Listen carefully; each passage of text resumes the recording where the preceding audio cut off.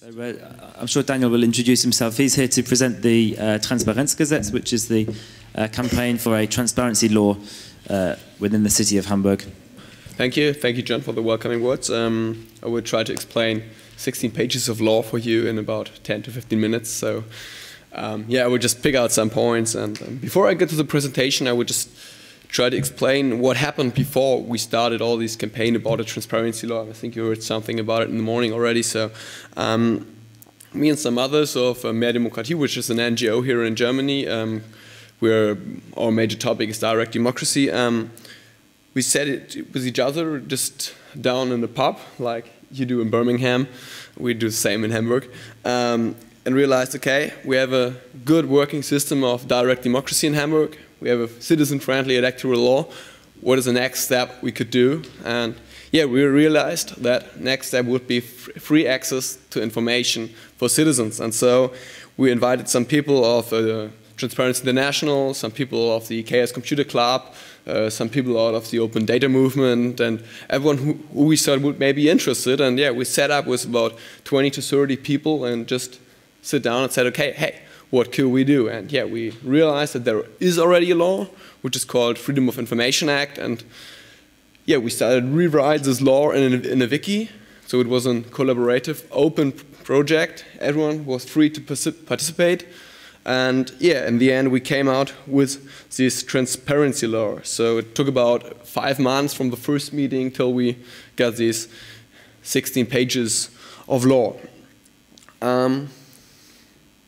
Yeah, like I said earlier, we have a working system of direct democracy. So we have, as a first step, the initiative. We took it at the end of 2011.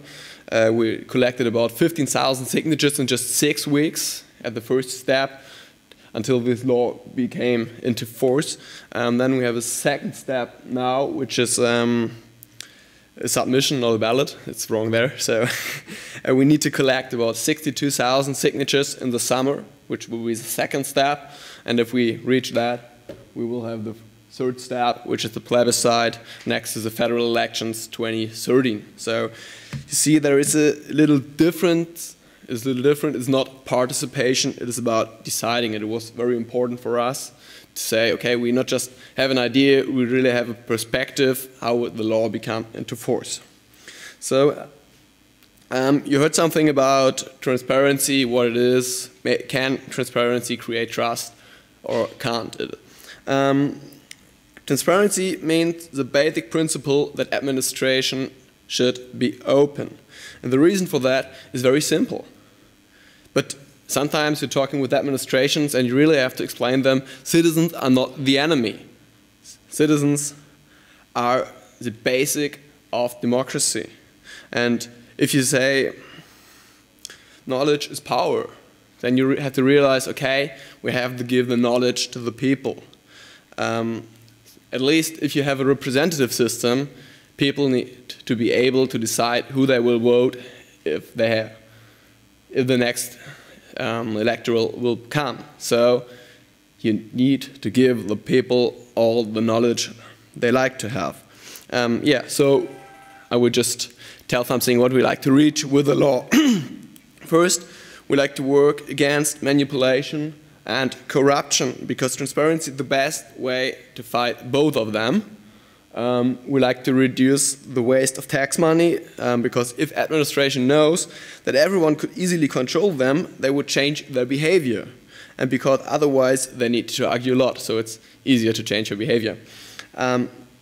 Yeah, I talked to some workers in the administration, and they told me that it was very hard for them to getting information out of other parts of the administration, and we are really sure that this law will make the work in the administration a lot more easy. Currently, we also have a crisis in democracy. We heard something about it a little earlier. So we believe that we can strengthen the trust in politics and administration, because at least people know that they have the possibility to look what administration is doing. They will have another point. They will look other at the administration as I think, okay, they do anything and I have no possibility to control it. So, yeah, and last but not least, we like to bring participation on, because just informed people can participate. So information is the basic of participation. Just like I introduced earlier, currently we have the Freedom of Information Act in Hamburg, like in other 10 states in Germany, on the federal level also. All these laws mean bureaucracy. They charge the citizens. If citizens like to have information from their administration, they need to pay money for it. It takes a lot of time till citizens get information. And even if you say, I'd like to have this information, you're not sure whether you get them or not. So we like to change it. We like to change the passive law into an active law. So the basic difference is that not people need to go to the administration and say, hey, you're my administration, please give me my information. Administration have to go to the people and say, you're the people, you're the basic of our society, here are the information for you. And so we need to have a central information register where all these informations need to be written down. Which information? Of course, we have a so-called whitelist in the law where we define all the major contacts. I mean, you can read them on their own. So there are mainly contracts, there are expert advices and etc. So there's a lot of stuff we say this at least need to be published in the information register. Next to it there is an opening clause, so we say everything else which is from a public interest needs to be published too. So there are of course some reasons what is in public interest and what not. And all the other informations are accessible on request. So of course, this law is not just for the so-called classical authorities. We have also natural persons and body corporates, which are majorly governed by private law if they took public tasks or public services and are major controlled by the city of Hamburg. So if you have a corporation which does some public services for the city, they need to give out access to their information too. One major topic which is very important for us, of course, is data privacy.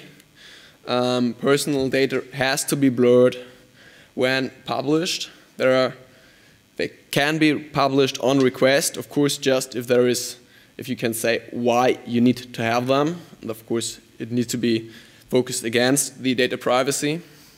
And when contracts are published, data of contract partners will be published so that we see who will get our tax money. So I talked about corruption and all that stuff a little earlier, so this is the reason why we got an exception here. Of course, operational and business secrets are protected too, but we differentiate till earlier in Freedom of Information Act, because we not just say, hey, they are not published anyway, we define what it is, so that government could not say anymore, hey, there are some business secrets in this contract, so we can't publish anything. We say, just take these parts that have operational and business secrets out of the contract, and the rest needs to be published. And of course we say that the companies have to separate the contracts, and they of course have to argue why they have an interest in keeping that secret. They not just can say, okay, hey, it's the price at the end of it all, and I'd like to argue it on my own because maybe I like not to publish it. They need to really argue and say, okay, this is something I just have my own idea, I have my own way how to build a street or whatever. And if the city says, okay, this is a business secret, then of course it won't be published. So yeah, we like to have this information register with all the information in it. And yeah, some people are thinking we're doing something very special, we're doing something innovative and something really great. And I said, no, we don't. We're just looking to other cities, we're looking to other countries, and we just say, hey, there, for example, a lot of other countries have these information registers already. So we'd like just to adopt an information register for Hamburg too, where all the publications can be easily accessible for everyone. So, of course, not everyone will use it. Of course, some people won't use the information register. But at least, first, they got the possibility to use it.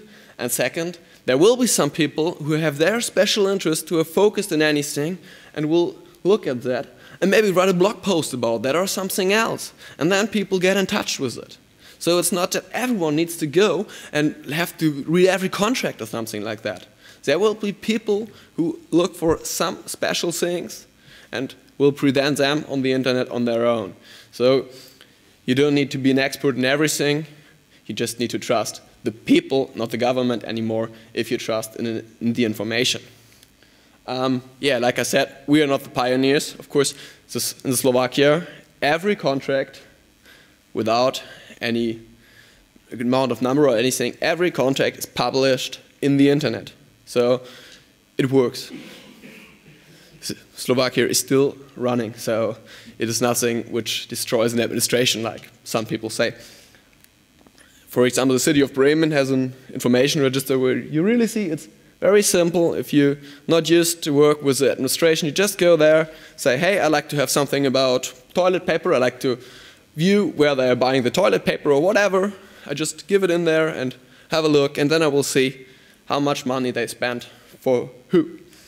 Of course, I would just, one major topic next to all that is open data, because data are one of the things that need to be published in the information register, of course, in a way that we could use them, so not just some PDFs, of course, the grassroots data, the basic data. I think I don't need to explain that much here about open data. I think nearly everyone here sitting here has been brought to it some way. Yeah, we'll just skip it so we have more time to discuss. I mean, you see, for example, Berlin has a good working open data portal. Yeah, not the way we're looking, okay.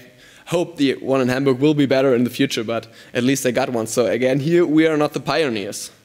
One example where they used the open data is if you think about the new airport in Berlin. I think now everyone knows it. They got a big debate about this airport, about environmental noise. Yeah, and so a German newspaper got this visualization of this noise around the airport, which is for me a really good example where you can just easily see what will happen if they open this new airport.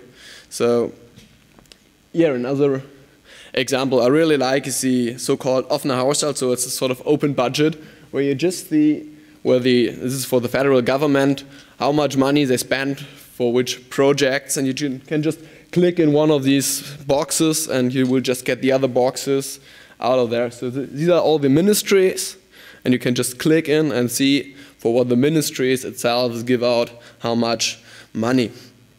So these are just two examples out of millions of examples you could use with open data, and I think there are a million other possibilities. If we get a lot more information, we can do so. So let me just conclude with one very important aspect. We need to have this law out of one reason. The question is, who decides which information are published? Currently, the government decides which information are published. So people go to participation panels and say, okay, hey, where are my information? And the government say, hey, I give you this information, I give you that information, and you don't know whether you get all. And so you ask yourself, hey, is it really in a sort of objective, as far as possible, perspective I got here? Or is it just that the government likes to give me some information to reach their aim? And we said, okay, we need to bring it bottom up. We have to write it all, and we have to say, citizens like to have this information, whether the government likes to give out them or not. And this is the reason why we need this law. Thank you.